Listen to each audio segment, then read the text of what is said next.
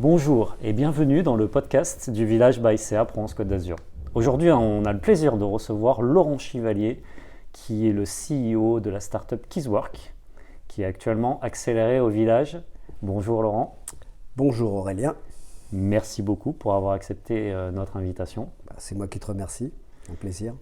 Alors Laurent, on a traditionnellement l'habitude de commencer par plutôt le côté très humain de la personne qui est en face de nous, à savoir quel âge as-tu, quelles sont tes passions? Ah, tu commences bien. Je suis jeune depuis très longtemps en fait. Donc, on va dire j'ai une trentaine d'années d'expérience, tu feras le calcul. À peu près. Très bien. Voire un peu plus, donc pour être tout à fait honnête. Je suis dans la technologie, on va dire, depuis toutes ces années. En ayant commencé principalement dans la téléphonie mobile, en étant un des premiers chefs de produit de téléphones portables pour Philips, donc pendant un certain nombre d'années. Puis j'ai navigué au travers, on va dire, toutes ces évolutions, on va dire une aventure extraordinaire entre la création de produits, comme on dit, from scratch, du début, en créant un nouvel usage en fait, jusqu'à la plus, ce qu'on appelle deep tech, qui est l'utilisation de l'Internet au travers de la téléphonie mobile en particulier, quoi. Donc j'ai travaillé aussi pour des opérateurs de télécom et j'ai passé 10 ans en Asie du Sud-Est, à Singapour. Je suis revenu en France il y a quelques années. J'ai une formation d'ingénieur électronicien télécom, suivi ensuite avec un master en management de la technologie à l'EM Lyon. Merci pour ce parcours. Comment tu as eu l'idée de créer une start-up qui allait devenir Kizwork? Alors j'ai déjà eu des idées avant et de créer d'autres startups avant, mais celle de Kizwork, en fait c'est un petit peu la conséquence de toute mon expérience depuis ces 30 dernières années dans la technologie mobile, technologie média et de communication à distance en fait. Une de mes dernières responsabilités, c'était à Singapour Telecom chez Singtel, d'être responsable de la plateforme OTT, donc over the top, donc les services à valeur ajoutée pour lesquels l'opérateur se doit de distribuer sur son réseau avec le maximum d'efficacité sans forcément en avoir les fruits. Par exemple, des services comme Spotify, notamment Netflix, sur lesquels mon équipe et moi avons travaillé pour pouvoir déployer Netflix en Asie du Sud-Est. Avec beaucoup de contraintes, puisque la vidéo et donc le codage de vidéo est complexe et surtout la distribution de cette vidéo sur Internet reste complexe en temps réel. Donc ça implique beaucoup de technologies type cache et autres et beaucoup de ressources. Et donc, j'utilisais déjà depuis un certain temps la vidéocommunication, les vidéoconférences pour pouvoir collaborer à distance d'un pays à un autre. Donc, comment on communique? On communique, on va dire, par email, par téléphone, et puis par visioconférence, avec une efficacité un petit peu aléatoire. Alors maintenant, ça c'est de mieux en mieux parce que l'infrastructure technologique est mise en place pour pouvoir pallier à tous ces problèmes-là, mais malgré tout, ça reste très difficile. Donc l'idée, c'était de se dire, comme nous on a fait dans la téléphonie mobile, est-ce qu'on ne pourrait pas faire quelque chose d'efficace, on va dire beaucoup plus disruptif, en fait. Et donc l'idée vient de là, sans savoir vraiment, donc c'était quelque chose qui était sous-jacent, se dire est-ce qu'on ne pourrait pas amener des outils collaboratifs, une plateforme collaborative pour la collaboration à distance, que ça puisse être aujourd'hui, on parle beaucoup de télétravail, mais on peut parler aussi d'éducation, de formation, de ce que l'on appelle dans le jargon e-learning, etc. Donc ça c'est un petit peu l'idéation, et l'idée c'était de se dire mais comment on pourrait amener ce même type de service, aussi immersif, mais beaucoup moins cher et beaucoup plus réparti sur les produits qu'on utilise tous les jours, c'est-à-dire un téléphone portable en particulier, ou un PC ou un Mac.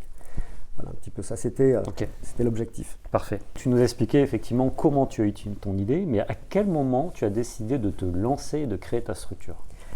C'est un petit peu un concours de circonstances à chaque fois. On était en janvier 2020.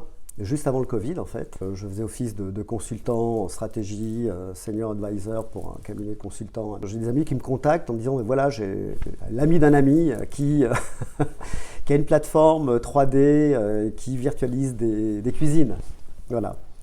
Et en regardant, j'ai un petit peu de temps, je vais regarder ça. Et c'est pas mal, mais ça manque de scalabilité, ça manque de ce qu'on appelle de reach, ça manque de business model, comment ça se passe, etc. Donc, je vais faire une petite analyse et je vais proposer simplement, ce serait bien de pivoter sur à l'époque, donc, du télétravail, de l'e-conferencing, enfin de la conférence à distance, ou voire de l'e-learning, donc de l'éducation à distance. C'est un petit peu les 3 piliers prépondérants.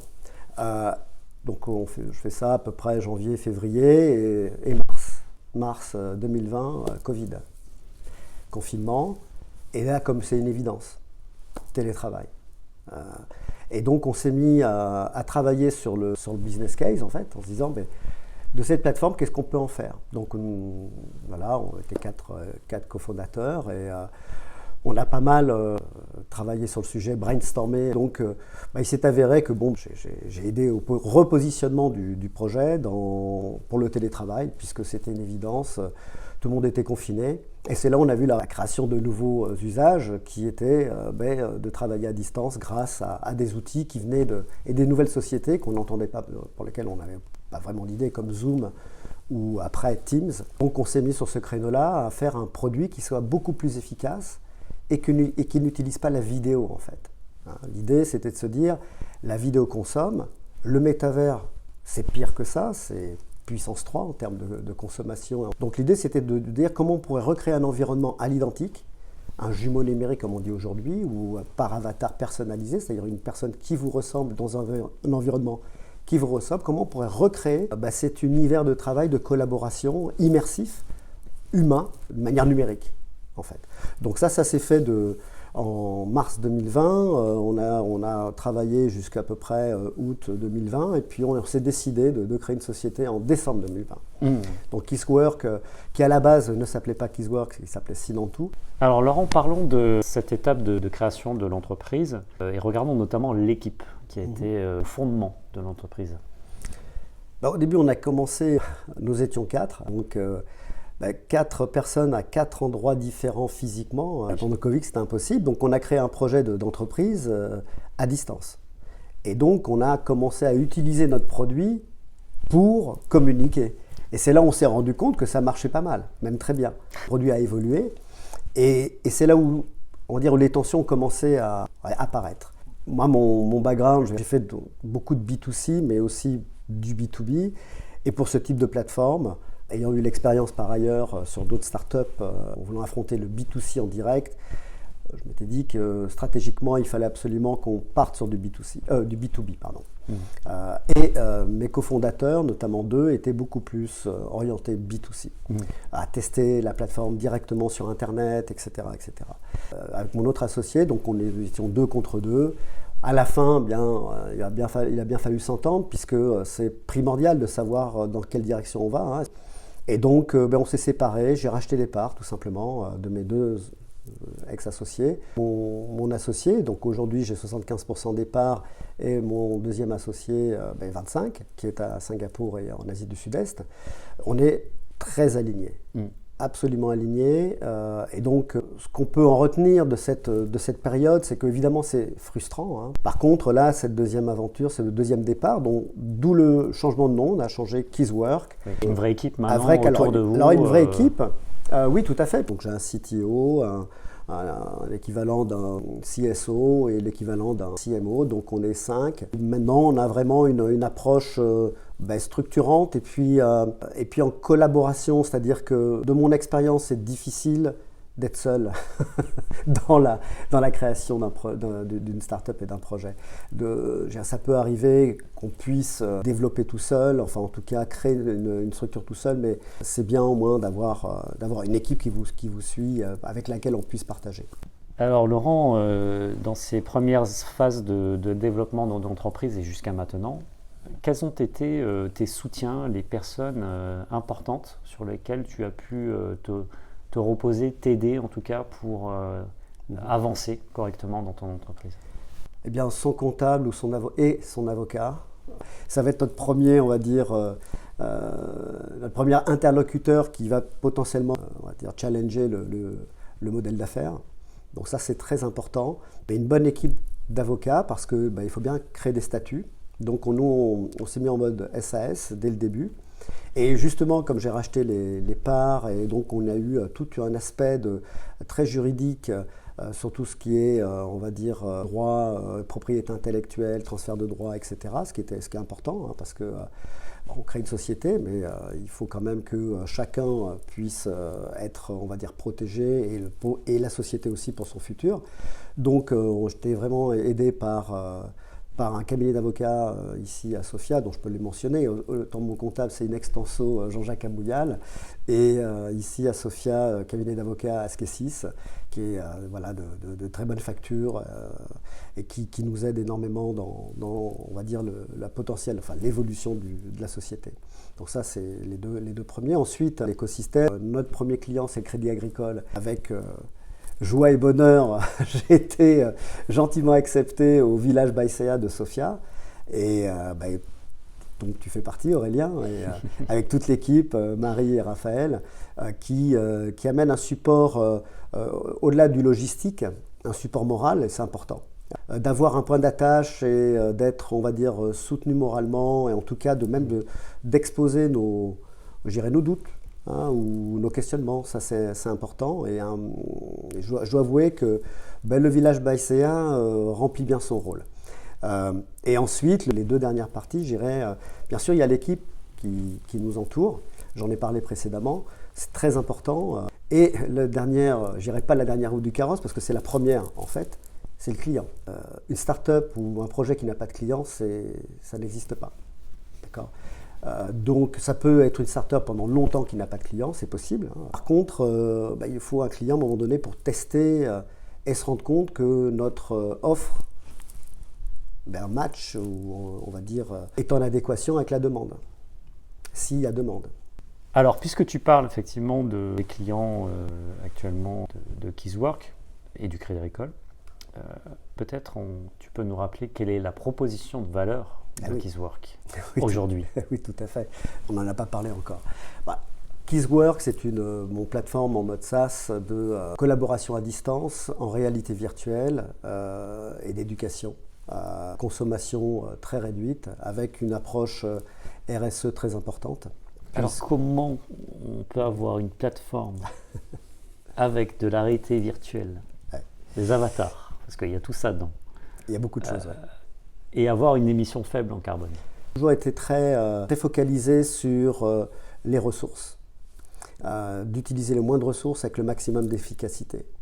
Donc l'idée était de partir sur une plateforme collaborative en n'utilisant pas justement la vidéo ou la réalité virtuelle, parce que cette approche consomme énormément. Hein. Tout ce que l'on propose, donc qu'est-ce que l'on a fait ? On a simplement utilisé des images 3D, 360 degrés, et avec des avatars numérisés, mais qui ne consomment pas des ressources temps réel.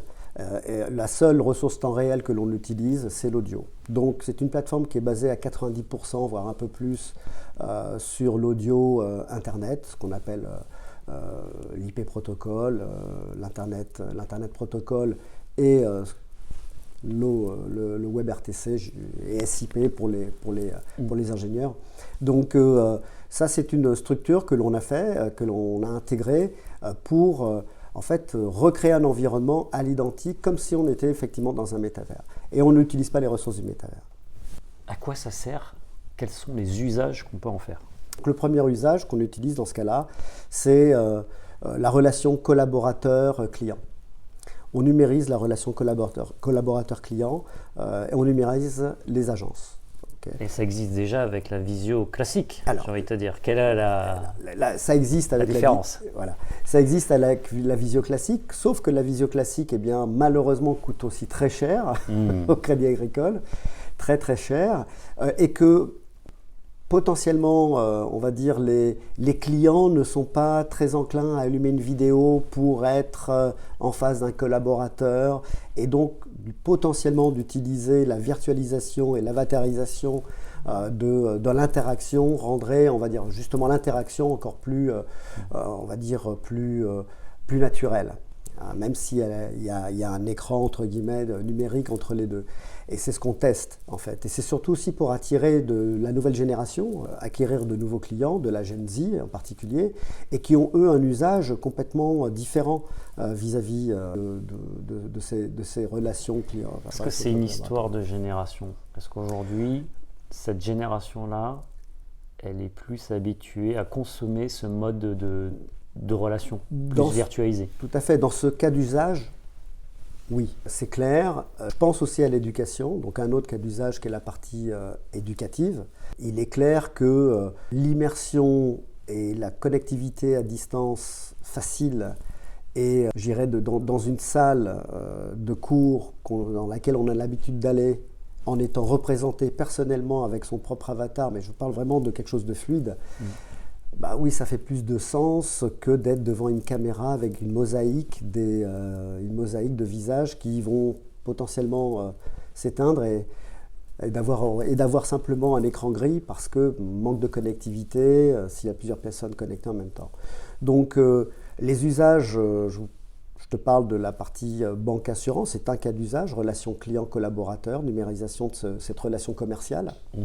On a bien évidemment aussi la formation à distance et collaboration à distance type télétravail pour tout type d'industrie, sans être obligé, et je ne l'ai pas mentionné dès le début, sans être obligé d'être connecté à un casque de réalité virtuelle. Alors si on se projette un peu par rapport à ton explication et qu'on voit les phases de développement qui sont en cours actuellement sur Kizwork, je crois qu'il y a un sujet d'intégration d'IA actuellement dans tes process. Est-ce que tu peux nous en parler? On a des fonctionnalités qui aujourd'hui existent. Microsoft, OpenAI distribue avec Copilot au sein de Office 365 beaucoup de fonctionnalités qui vont être payées, qui sont payantes. Donc effectivement, nous, on a aussi la possibilité d'intégrer ce type de fonctionnalités, non pas forcément en allant frapper à la porte d'OpenAI, mais il y a beaucoup d'autres initiatives en Europe en particulier, en France en particulier, avec Mistral AI et d'autres. Donc il faut une infrastructure qui puisse rapidement, qui puisse intégrer ce type de fonctionnalités. Donc voilà ce que l'on propose. Alors l'AI, très simplement, on va donner quelques exemples de fonctionnalités. Ça peut être tout simplement la création de compte rendu, l'analyse de compte rendu de script direct. Ça peut être aussi la traduction, bien évidemment, et aussi et surtout la création de bots experts en avatar qui peuvent être dans la salle ou pas. En fonction des clients. Donc on a un éventail et d'autres fonctionnalités à suivre, bien sûr, puisque nous, notre approche, Kizwork, c'est d'être un facilitateur, en anglais un enabler, de fonctionnalités à valeur ajoutée. En fait, nous, ce que l'on souhaite, c'est de présenter l'intelligence artificielle de manière tellement intégrée ou de manière transparente que les gens ne se rendent même pas compte. Donc ça, c'est ça l'objectif. Et je pense qu'on a une plateforme adéquate pour le faire. Dans le futur, ce type d'usage sera de plus en plus déployé pour la relation à distance. Alors Laurent, on reprend un petit peu de hauteur dans notre podcast actuellement. Comment tu gères le stress qui est important dans la vie d'un entrepreneur? Est-ce que tu arrives à faire une déconnexion de temps en temps dans ton quotidien ou à séparer carrément ta vie professionnelle de ta vie privée? On ne peut pas s'en dissocier, c'est difficile. Par contre, d'avoir des fenêtres où on puisse se ressourcer, en tout cas, ou en tout cas se libérer l'esprit, c'est super important. Le sport en fait partie. Moi, j'aime bien faire du sport de temps en temps, courir, faire du vélo, des choses toutes simples, des trails en montagne, du ski, enfin des choses toutes ça. En plus, on a une région qui nous permet, on va dire, on peut s'évader en pleine nature et c'est ressourçant en fait.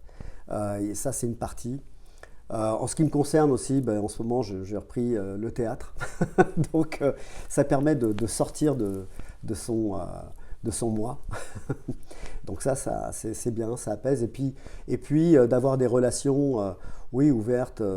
Alors c'est sûr que c'est difficile, on est toujours imprégné, on a toujours du stress, du souci, on a toujours, est-ce qu'on a assez de clients, est-ce qu'on a assez de cash en banque, est-ce que ça marche, est-ce qu'il y a des bugs, voilà, il y a plein d'aléas qui font qu'on a un stress qui est récurrent. Après, mais aussi ça impose une certaine discipline. Je pense qu'il pour être, alors c'est un combat de tous les jours. Enfin, moi de mon côté, j'arrive entre guillemets, à me déconnecter. C'est peut-être aussi sûrement mon passé, dans le sens où dans le monde de corporate, on est aussi très connecté, mais on arrive à être très processé. Donc j'applique des process. J'essaie d'appliquer les mêmes process que j'ai appris, qui sont quand même assez efficaces dans le monde du corporate, appliqués au monde de l'entrepreneuriat, en sachant que moi j'ai commencé l'entrepreneuriat il y a très longtemps, plusieurs années dans différents domaines, mais bon, maintenant ça fait quelques années. Mais le conseil, si j'ai un conseil à donner, oui, c'est de structurer son temps et de prendre souvent un petit peu de recul, même beaucoup de recul, de respirer profondément et de bien dormir surtout. Tu es actuellement accéléré au Village ByCA, donc l'accélérateur du Crédit Agricole France Côte d'Azur. Pourquoi tu avais candidaté? Tout simplement, bon, j'ai eu cette chance de signer un contrat avec le Crédit Agricole, et donc naturellement je me suis dit quel serait le meilleur endroit pour pouvoir valoriser cette opportunité. Je vais être très honnête. Et qu'est-ce que tu as pu y trouver depuis que tu y es? Voilà, après, bon, d'avoir postulé, c'est une chose. Ensuite, d'avoir découvert le village et découvert les gens et la structure et ce que vous offrez, ce qu'offre le village. Moi, premièrement, j'ai découvert de l'humain. Important. Je ne pense pas qu'on puisse créer une aventure, on va dire, commerciale sans humain, je veux dire, et de plus en plus. Alors, la difficulté, c'est qu'on a tendance à tout processer, j'en ai parlé tout à l'heure, et notamment avec le numérique. On pense qu'on peut tout, avec rien, tout faire. Encore faut-il avoir les bonnes personnes. Et les bonnes personnes qui puissent vous aiguiller, vous aider, surtout vous supporter. La solitude de l'entrepreneur, elle est réelle. Elle peut être très stressante, ça dépend des gens. Et donc, je parlais tout à l'heure on va dire, de la structuration de son temps, de sa motivation. Ça, moi, ce que j'ai trouvé ici au CA, au Village ByCA, c'est ça. Et aussi le professionnalisme. Je ne veux pas non plus parler que d'humain. Vous êtes des gens professionnels, notamment sur tout ce qui est, on va dire, suivi et support au projet, dans tout ce qui est, on va dire, cofinancement, financement. Vous ouvrez des voies. Je ne dis pas que c'est vous qui financez directement, ça serait bien, pourquoi pas, un jour. Mais en tout cas, ça ouvre des portes et vous donnez la possibilité au projet et à la société d'être visible. Et ça, c'est important. Alors Laurent, pour toi, quelles sont les clés de succès aujourd'hui d'un entrepreneur et quelles références tu pourrais leur confier aujourd'hui? Dans un premier temps, en tout cas ce qui me concerne, c'est la résilience. Vous voyez, je suis un jeune entrepreneur, donc on peut être entrepreneur à tout âge. C'est une question d'état d'esprit. Et la question ensuite, les clés de succès, c'est surtout, quand on parle de succès, c'est comment on définit le succès, l'impact que l'on a aussi vis-à-vis de soi-même. C'est qu'est-ce qu'on recherche, et aussi vis-à-vis de l'environnement, l'impact qu'on peut avoir sur la société, et puis sur les autres aussi. Donc ça, c'est très important. Je pense que tout entrepreneur a envie de bousculer, de faire quelque chose de différent. Et donc j'en viens aux références. Pour moi, un des livres de chevet, en tout cas une de mes références, que j'ai appliqué il y a quelques années aussi, qui est l'innovation disruptive de Clayton Christensen. Donc je vous invite à lire ces livres ou sinon à regarder ces tutos sur YouTube. Malheureusement, il est décédé en 2020. C'est quelqu'un qui était professeur à Harvard et qui a inventé cette théorie d'innovation disruptive qui est au jour d'aujourd'hui, qui est, je pense, la théorie la plus applicable dans notre monde en mouvement et en progrès. Un autre aussi, une autre référence que j'aime beaucoup, C'est un petit bouquin qui doit faire à peu près une petite centaine de pages de Roger Fisher et William Harry qui est Getting to Yes. C'est comment négocier. C'est savoir aller vers le oui. Parce que la difficulté pour un entrepreneur, c'est d'avoir des oui. Que ce soit des clients, premièrement, des développeurs qui vont développer, des vendeurs qui vont vendre, hein, etc., etc. C'est de convaincre les gens que ce que l'on est en train de faire, disruptif, créatif, différent, eh bien, ça puisse avoir un impact sur les gens qui vont l'utiliser ou les entreprises qui vont l'utiliser, etc. Laurent, on te remercie beaucoup pour la réponse à toutes ces questions, pour t'avoir mis à nu, je parle bien sûr pas physiquement, mais psychiquement. Un grand merci, encore une fois. Et puis on te souhaite une bonne continuation dans le développement de ton entreprise. On est à tes côtés de toute façon. Merci beaucoup Aurélien.